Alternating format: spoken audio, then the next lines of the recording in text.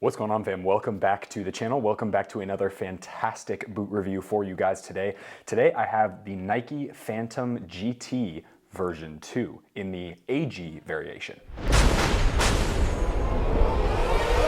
All right, fam, so here we are with the Nike Phantom GT in the AG Pro variation. I got the AG Pro to test on artificial ground, obviously, as a way to figure out if that was a better option moving forward for playing predominantly on AG pitches, especially in the National Independent Soccer Association. We tend to play on AG pitches until we go to the West Coast, and the West Coast down in California, where it's much warmer, lots of either SG boots or FG boots. So as you guys can see from here, these are the GT2 Elite SW AG Pro, which I think is the special color. So this is actually a very, very cool colorway.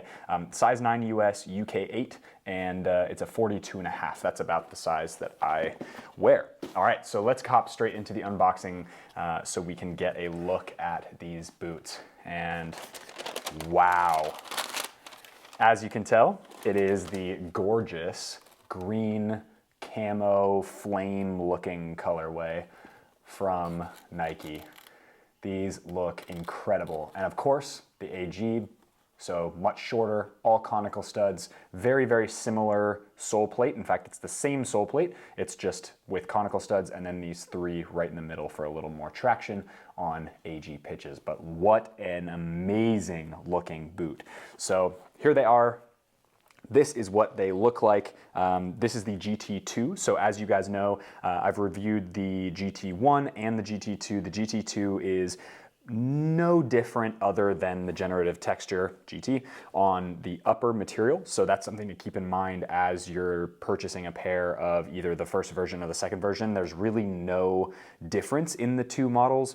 This one just has the same pattern, chevron, little indents all over the upper, whereas the old one had generative texture in certain areas that were scientifically proven, I guess, to be more spots on your boot that you hit the ball more. So on the instep, on the passing side, and then of course on this outside. So let's get the other boot out of the box. And there we go. Gorgeous. Same shoe. And then of course, the string bag, which for you guys who are string bag nerds, there is nothing on the one side, and then Phantom GT with the circular pattern on the other side, which kind of a basic one. I don't think this is a very good looking string bag, but that's to be determined. Okay, so the GT2 is a really, really interesting boot because what they did was they overlapped the GT, the start of the GT and the Mercurial Vapor 13 Elite. And the 13 Elite and the GT1 were basically the same boot, just in a little bit of a different makeup. So the GT is a little bit wider, the Vapor is a little bit thinner.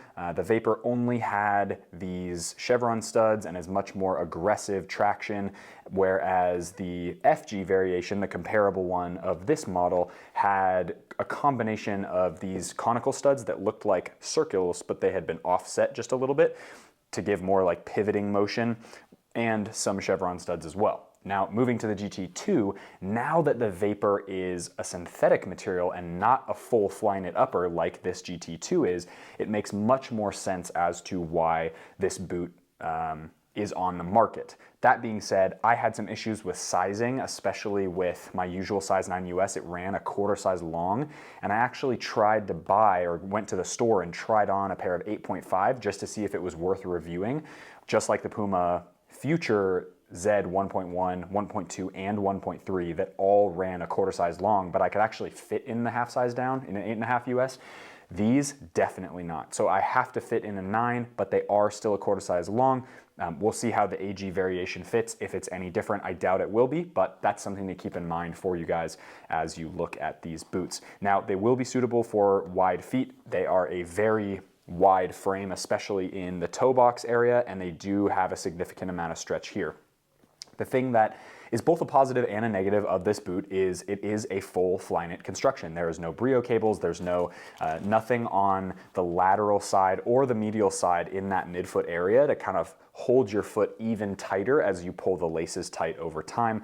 It is just a Flyknit upper, full Flyknit construction. You've got the internal heel counter and of course the the raw Flyknit, I guess, around that ankle collar and then right in that lacing hole here. As far as the color goes, I actually think this is a really good looking boot. I think this boot could definitely compare with a lot of some of the more wild colorways from Nike and Adidas. I do think this looks really, really cool. It definitely is green enough that it will look a little bit weird with certain types of tones in kit color.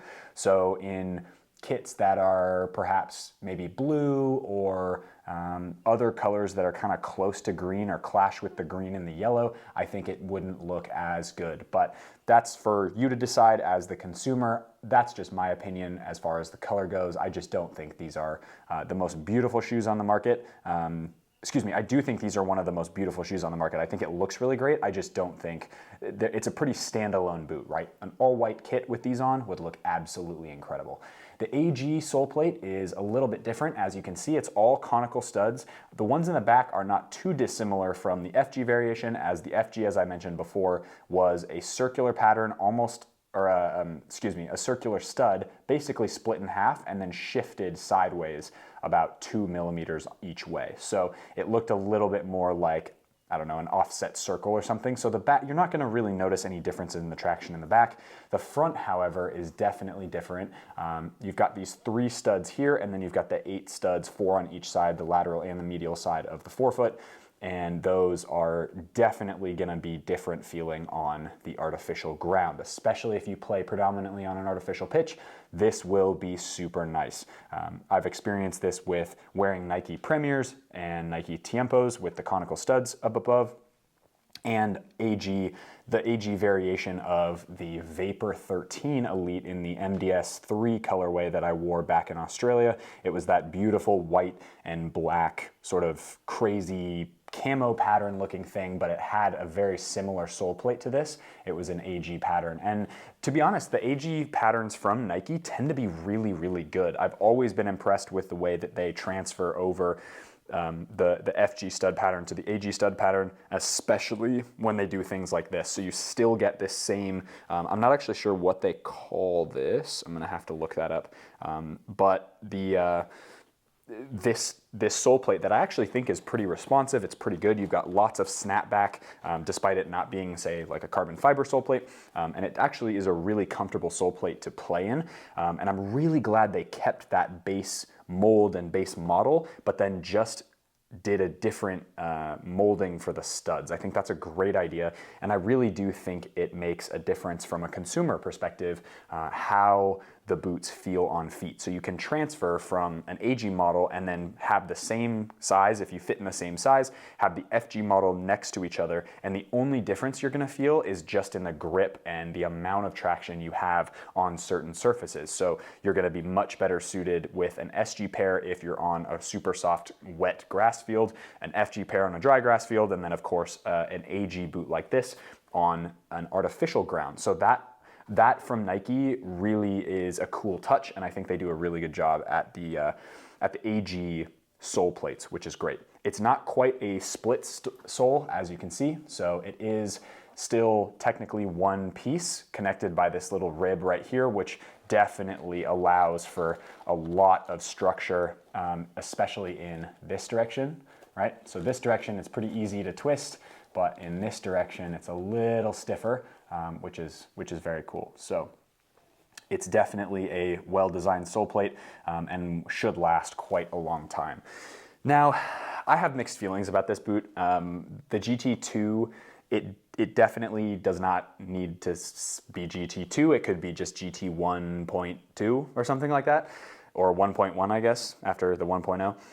The generative texture on the upper, I'll see if I can get close enough to the camera for you guys to see it, but it's tiny little chevron pattern called generative texture that are built in to the upper. So it's got, that's built into the knit. So that's something to keep in mind as you are looking for a boot. If you like a boot that's got a ton of grip on it, these might actually be a good alternative to something like a Predator, which the new variations of the Predator are pretty fantastically grippy, but in a way that's almost hard to get used to. Whereas when you kick a ball around in this pair of this particular pair of football boots, it's much more manageable and it's got much more of just a textured feel opposed to a grip feel. And that's really the difference that you'll see with these ones. So we're gonna throw these on feet. Again, a Phantom GT2 in AG or, FG or AG, yep.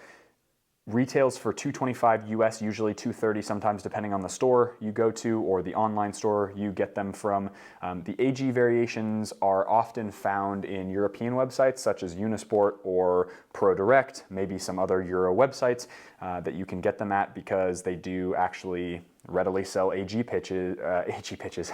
They probably do as well, but they sell AG boots over in Europe much more readily than they do here in the US, which is kind of unfortunate because we have a lot of AG pitches here in the US, especially up on the Northwest and then in the Northeast. So that's something to keep in mind. I'm gonna get these on feet, express why I think these are a really interesting concept. There's nothing new about these boots as far as not only my channel, but as far as technology goes. The generative texture sure is like a new tech, but it's not really a new tech. They've got boots like that had texture like this in previous models. So we're gonna get these on feet. I'll tell you guys how these fit and feel, of course, what the sizing is like, and we'll talk a little bit once we get to the on-field portion, excuse me, of the video, how the touch with the ball is, and then of course what the difference is like with the AG model, and I will have an AG pitch to play on, so that'll be an interesting little scene for you guys. So without further ado, guys, let's hop straight into it. All right, fam, so here we are in my living room with the Phantom GT2. We're gonna get these right on feet. These are the AG version, as you probably know from the first part of the video. I'm also wearing a non-grip version of my favorite grip socks, which are right now the Zypher grip socks. And if you want 10% off, you can go check out the link in the description. They're fantastic. And they also offer the same sock without the grip if that's what you're into. So gonna put these on without the grip sock on, just a normal, kind of tough to get into, but pretty good right away. I really actually like how these fit right out of the box. They are pretty comfortable for wide-footed players. We'll jump into the second one as well. Oh, goodness. Okay, and then we'll get the laces tight, and I'll talk a little bit about length and stuff. So this is a 9 US, as you guys know, and the fit in the midfoot is really nice. The fit in the toe box is just too long. Like already they have almost a half a thumb's width in the front, where my toe should be kind of pushed right up against the edge not in an uncomfortable way, but definitely in a comfortable way. And that is one thing about the Phantom GT that I don't like. I mean, that's a pretty significant amount of space right in the front, which is pretty annoying. So, but on feet, they look really nice. I really like the white sock with the green. I think it looks super, super cool. And the GT is genuinely a good looking boot. I actually think the boot looks really fantastic out. And I think it's a pretty easy silo to like, just because there's not a lot of BS in it. It's very simple construction, and the DF variation of this boot is the exact same, except for a tiny little bit of material that comes up to about here, and it changes absolutely nothing about the boots. So as far as comfort goes, I mean, again, like I can't really complain. These are actually a really comfortable pair of boots. The issue is that they're too long. Like they're long enough that they're uncomfortably long. Like I feel like if I'm gonna trip, and they feel like clown shoes almost, which is really disappointing because I really like this silo. I think it's a great silo. I would definitely consider wearing this boot if I actually went true to size. But I've got, as you can see from this video, try to get on the close-up version. I mean, that's where my toe is, and this is a 9 US, and usually my toe is like right on the end, and I like the much more snug fit, especially in that toe area. I really, really enjoy when a boot is totally tight, both in lengthwise and in widthwise. Obviously, I've got to break it in because I've got really wide feet in the midfoot, but the idea is to have a boot that fits you really well, both length and width. I don't know anybody who wants this much extra space in the toe box. As far as how the material goes, it does do a pretty good job of kind of wrapping your foot and making sure to get all the little nooks and crannies. I will say there's a little bit of extra material on the instep, and then also there's some creasing on the outside where you do get this sort of pokey outy little material, and then when I step or I flex my foot, there's some material that pops up right here in the instep. So definitely not a perfect boot, but I do know a lot of people who like the Phantom GT, and I think it is a good option for those who find that between the size 9 US and the 9.5 US, they're sort of in between those two. For those who are exactly a 9 US or a 9.5 US or just right on size, especially with US sizing, these are a bloody nightmare as far as length goes. I really do think these are annoyingly long, and there's no reason why they should have changed it from Hypervenom, or I guess Phantom Vision and Phantom Venom, which fit perfectly on my feet at least, and very true to size. These ones definitely fit a quarter size longer than they should, which again, for some people is not a bad thing, but for me, definitely a no-go. These are not a boot that I would ever wear in a game or training session because of the length of them, but we'll definitely get them out on pitch so you guys can get an idea of what an AG boot is like. But even on my carpet, which I guess is kind of like an AG pitch in some respects, it already feels much more balanced, and it's not as, I don't have pressure points where a chevron stud usually would be, so that's something to keep in mind as well. So it already feels really nice. Not that I would play football on this carpet, but it definitely is easier to pivot and turn with those conical studs on the bottom. So that's something to keep in mind as well. So a last little look at the Phantom GT up close. You'll obviously see some on ball and on pitch footage, as well as I speak about what it's like to juggle a ball and stuff with them, get some touches, and maybe even take a shot or two. But that is what the Phantom GT 2 looks like on feet with some white socks and with obviously black pants, but gives you an idea of what it might look like if you guys wear a black kit.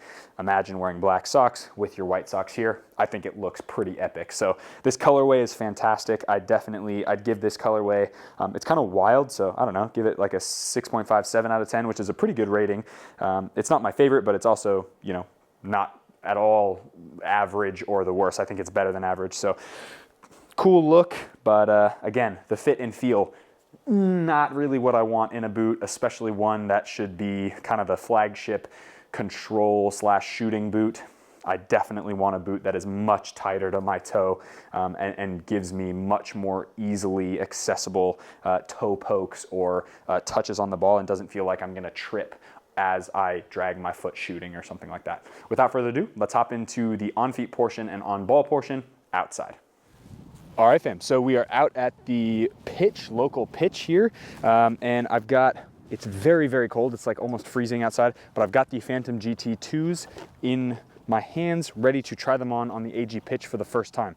Now, again, this is gonna be a little bit of a less crazy review just because I know how these fit already and they're not my favorite boots on feet, but I did wanna give you guys a good sense of what they look like on an AG pitch and try for myself at least how an AG boot feels on an AG pitch, which I haven't really done much before other than the X Speed Flow AG, the Plus variant that I have. Those are great boots on an AG pitch, so ideally these would be equally good. As far as the sole plate goes, obviously you guys know the fit is not ideal, and there's a little bit too much material, in my opinion, in this upper, in addition to it being half a size too long. So that is something to consider. But that being said, even just the first couple seconds on this AG pitch, I think it's actually a great fit and a great feel, and I'm very, very excited to try these on. So get these laced up, and there you go. That's what they look like on pitch. I'll pull my I'm about to actually train here on the pitch with the Hypervenom Phantoms, which you guys will see a review or have already seen a review. I'm not sure which one is going to come out first, but yeah, I mean, touch on the ball is pretty good. It's a very, very basic Flyknit upper construction, and there's not anything super special about these boots. That's why I think a lot of people like them, because it's kind of a no BS type of upper. You get a very standard, pliable, very easy to break in upper with the GT2s, and they do really give you a good set of attributes for a player who just wants simple and is interested in control and interested in shooting. Obviously, you're the one who does that stuff, but please excuse the wind, by the way. Hopefully it's not too loud. But yeah, very, very, very nice. Good touch on the ball. I do really like the way these feel as far as the touch on the ball. I just wish they were in a size that was not super long, so that's kind of unfortunate. But the AG sole plate definitely feels nice. It's not as aggressive as the FG variant, obviously, on an AG pitch.